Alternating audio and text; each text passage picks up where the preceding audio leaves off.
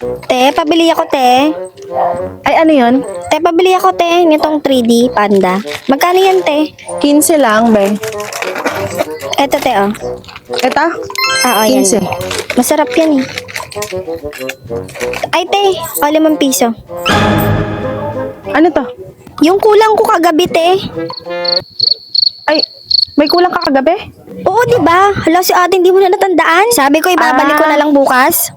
Nawala na sa isip ko to. Thank you ah. Nako, sa lahat ng mga may kulang, sasabihin na ibabalik lang, ikaw ang legit.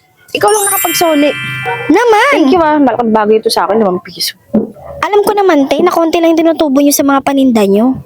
Oo, tama ka. Yung iba hindi naiintindihan yan eh.